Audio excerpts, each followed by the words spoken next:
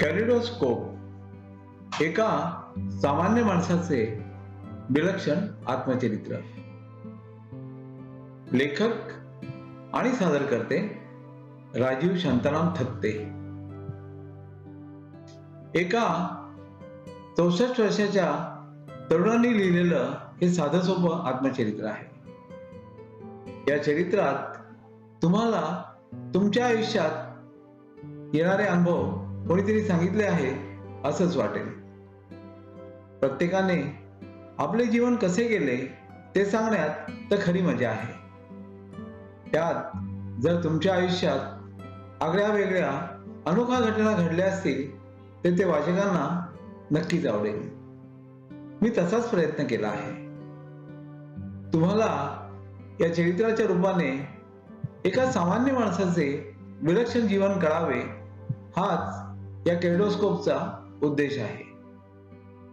Kaleidoscope मध्ये जसजसे रंग, आकार, प्रकार बदलत जातात किंबहुना कॅलिडोस्कोप हलवताना पुढल्या क्षणी तो कोणता आकार दाखवणार आहे याचीही आपल्याला कल्पना नसते.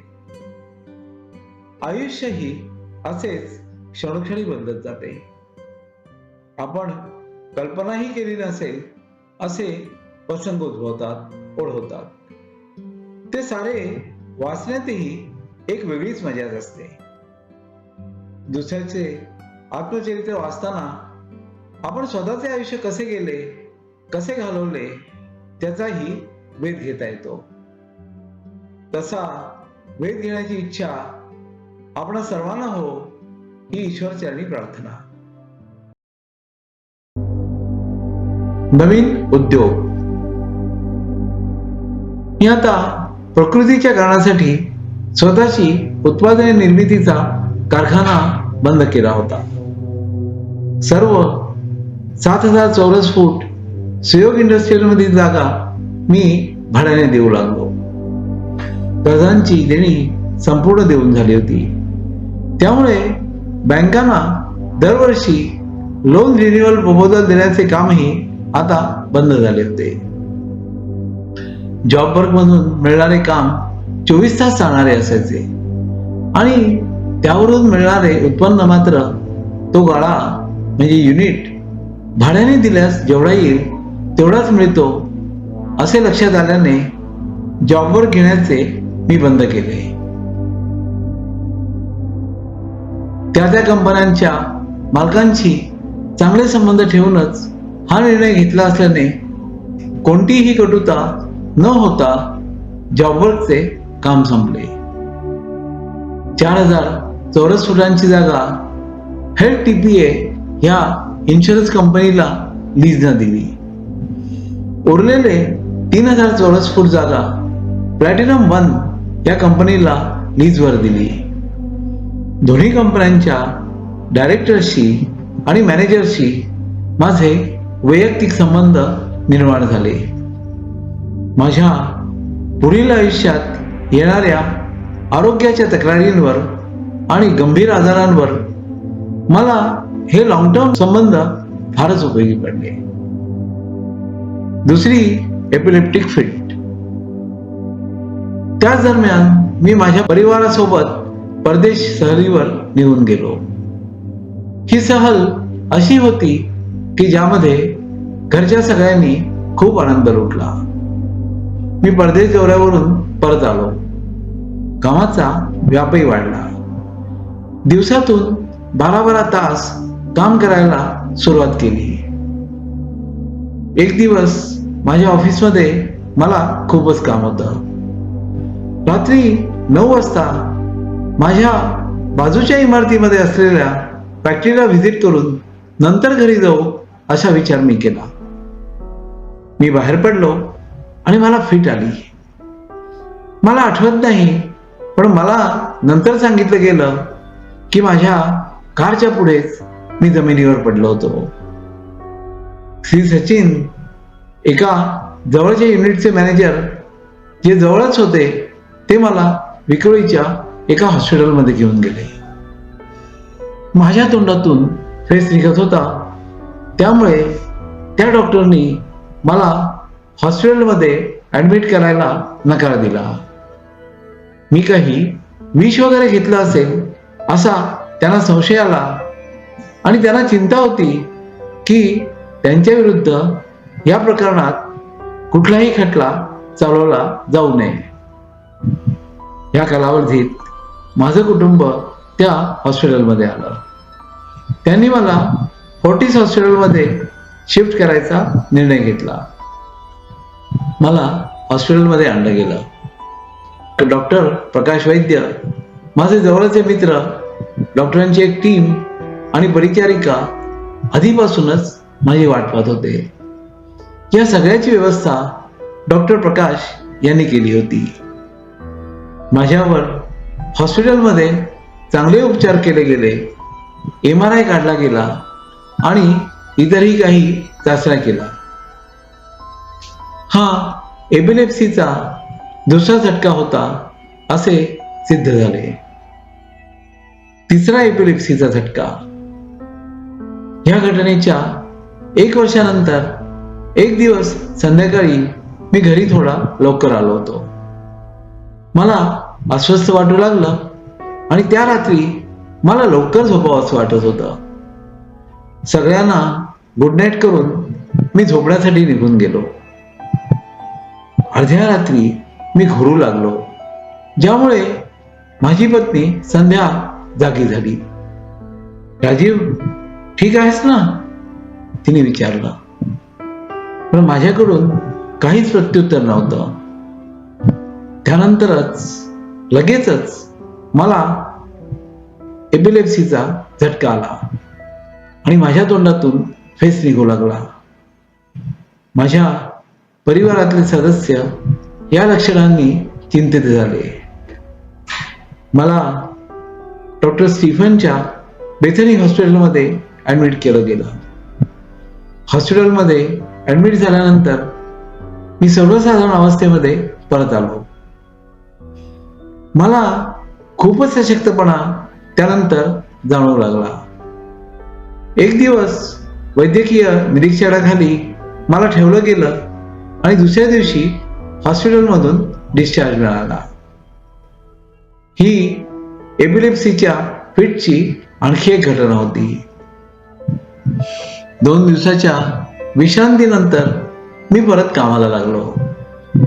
काही दिवस उदास गेले, पण लवकरच माझी तब्येत परत व्यवस्थित झाली आणि मी अगोदरप्रमाणे कामात आनंद घ्यायला लागलो. एपिलेप्सीचा चौथा झटका. मला अपस्मारचा म्हणजे एपिलेप्सीचा चौथा झटका दुसऱ्या वर्षी आला. माझे सासरे श्री केशव पाटणकर नानावटी हॉस्पिटलमध्ये कॅन्सरच्या शेवटच्या स्टेजला होते. मी त्यांना पाहायला रात्री 10 वाजता गेलो. माझ्या सासू निशाजी यांच्याकडून हॉस्पिटलमध्ये लवकर येण्यासाठी मला कॉल येत होते, पण ही गोष्ट संध्यासमोर मी व्यक्त करू इच्छित नव्हतो, जेणेकरून तिला उगाच बेचैन वाटायला नको.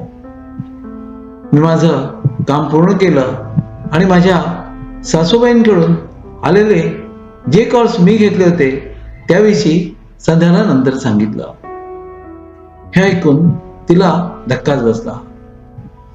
याविषयी तू मला आधी काय नाही सांगितलंस? तिने मला प्रश्न विचारला. पण या प्रश्नाचं उत्तर माझ्याकडे नव्हतं. वसंत विहार ठाणे ते नानावती हॉस्पिटल विलेपार्ले पश्चिम इथपर्यंत ड्राईव्ह करायला मला 1.5 तास लागला. मी सरळ श्री पाटणकर यांच्या रूममध्ये गेलो. ते वेदनांमुळे किंचाळत होते, रडत होते. डॉक्टर्स त्यांना नियंत्रणात आणण्याचा प्रयत्न करत होते, पण त्याचा काहीच फायदा होत नव्हता. पाटणकर खूपच अस्वस्थ होते आणि त्याचमुळे जोरजोरात ओरडत होते. डॉक्टरांनी मला बाहेर वाट पाहण्याची विनंती केली आणि ते त्यांना ऑपरेशन थिएटरमध्ये घेऊन गेले. ऑपरेशन थिएटरच्या बाहेरूनही मी पाटणकरांच्या ओरडण्याचा आवाज ऐकत होतो. मी ऑपरेशन थिएटरच्या बाहेर थांबलो. लवकरच आवाज बंद झाला. डॉक्टर्स बाहेर आले आणि म्हणाले, पाटणकर सिरियस आहेत. आम्ही त्याला प्रबळ वेदनाशामक औषधे दिली आहेत. तुमच्या नातेवाईकांना बोलवून घ्या. त्यांचा शेवट आता जवळ आला आहे. रात्रीचा 1 वाजला होता. मी नातेवाईकांना सकाळीच बोलावण्याचा निर्णय घेतला. त्यानंतर घरी परत एकटा आलो. मी एकटा कार चालवत होतो. परतीच्या प्रवासानं 1 तास घेतला. मी पाटणकरांच्या आजाराच्या बेचैनीमध्ये जवळपास 3 वाजता झोपलो. 3:30 वाजता मला एपिलेप्सीची गंभीर फिट आली. या वेळेपर्यंत माझा परिवार एपिलेप्सीच्या फिटशी परिचित झाला होता. त्यामुळे ते मला हॉस्पिटलला घेऊन दिले. डॉक्टरांनी उपचार केले. 3 दिवसानंतर मी पुन्हा घरी परत आलो. नंतर 15 दिवसापर्यंत श्री पाटणकर यांना पाहायला वरच्या मजल्यावर जाण्याचं मी टाळलं. डॉक्टरांनीच मला तसं सांगितलं होतं.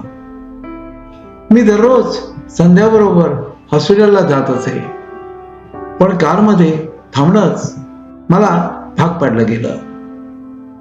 15 दिवसानंतर श्री पाटणकर यांना भेटायला मी वरच्या मजल्यावर गेलो. त्यांनी माझ्या तब्येतीबद्दल चौकशी केली.